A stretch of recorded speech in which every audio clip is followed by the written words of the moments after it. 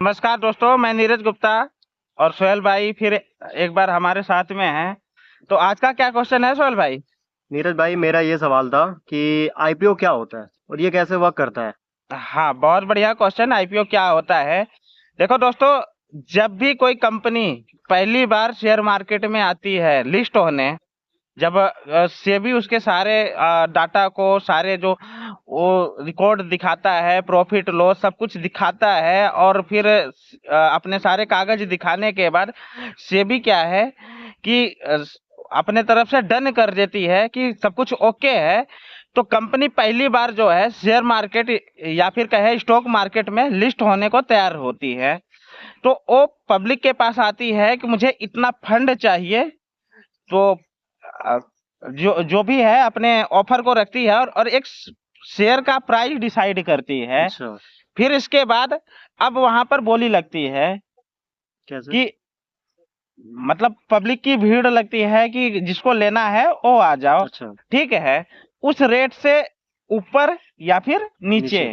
ठीक है, अगर उसके जो मॉडल है बिजनेस मॉडल में अगर दम होगा तो वो जो भी उन्होंने रेट रखा है उसके ऊपर जाने की संभावना होती संभावना। है। अगर उनका बिजनेस मॉडल में दम नहीं होगा तो वो जो प्राइस है उससे नीचे जाने की संभावना होती है। तो पहले बोली लगती है। तो पहले जो है जब पहली बार आती है कंपनी शेयर मार्केट में लिस्ट होने के लिए, तो फिर इसके बाद क्या होता है कि आपको जो है शेयर जो है अलॉट किए जाते हैं। अगर आपने अप्लाई किया है तो 15 के स्लॉट में होते हैं, किसी के 20 के स्लॉट में होते हैं। मतलब 14-15 हजार रुपए में जितने भी स्लॉट बन जाए, कितने जितने भी शेयर आ जाएं, वो आपके पास सामने रख दिया जाता है। फिर आप अप्लाई करते हैं किसके थ्रू? आप जो भी ब्रोकरेज है, जो भी आपका डीमैट अकाउंट है उसके थ्रू आप अप्लाई करते हैं। कई जगह बैंकिंग के थ्रू भी अप्लाई होते हैं। और इसके बाद उसका एक डेट निर्धारित होता है कि इस दिन वो शेयर मार्केट में लिस्ट होगा। लिस्ट होगा।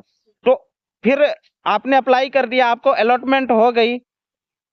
अगर उसकी डिमांड ज्यादा होगी तो मैक्सिमम चांस है कि आपको अलॉटमेंट मिले या ना मिले। ना मिले। लेकिन उस मॉडल में अगर कम दम होगा उसके बिजनेस मॉडल में, तो आपको इजीली अलॉटमेंट मिल जाता मिल है। जाएगा। लेकिन जैसे एलआईसी का जो शेयर आईपीओ आया था उसमें बहुत लोगों को नहीं मिला था अलॉटमेंट। लेकिन एक जो फिक्स होता है कि इतने लोगों को हमें अलॉट करना है, करना है। इसके बाद वो आपका जो रिक्वेस्ट है वो रिजेक्ट हो जाता रिजेक्ट। है। अब मान लीजिए आपने अप्लाई कर लिया, आपको अलॉट हो गया। अब क्या है, कंपनी क्या है लिस्ट होगी। अगर लिस्ट होने के बाद अगर उस शेयर की डिमांड होती है उस डेट को, तो वो ऊपर जाएगा। अगर उस डेट को उसकी डिमांड नहीं होती है तो वो क्या होता है, नीचे की नीचे तरफ चला। जाएगा।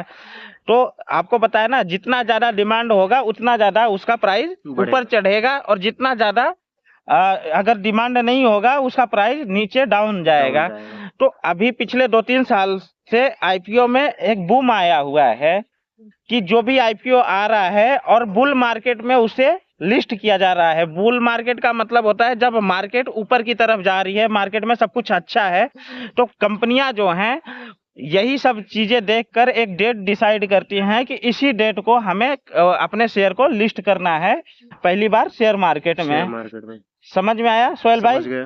तो दोस्तों, आईपीओ क्या होता है उम्मीद करता हूं आपको समझ में आया होगा। आईपीओ इनिशियल पब्लिक ऑफरिंग, पहली बार जब कोई भी कंपनी शेयर मार्केट में लिस्ट होती है उसको आईपीओ बोलते आईपीओ। हैं।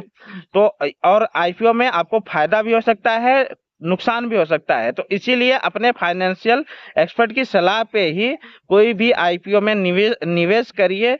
और आप जब तक फाइनेंशियल एक्सपर्ट की सलाह ना ले तब तक और थोड़ा सा कैलकुलेशन करिए, एनालिसिस करिए, तभी आईपीओ में कोई निवेश करिए। अदरवाइज आप आईपीओ से दूर रहिए। ठीक है दोस्तों? ठीक है। तो वीडियो अच्छा लगा तो आप वीडियो को लाइक करिए, चैनल को सब्सक्राइब करिए और दोस्तों के बीच में इसे शेयर जरूर शेयर करिए करिए। और मिलिए हमारे नीरज भाई से।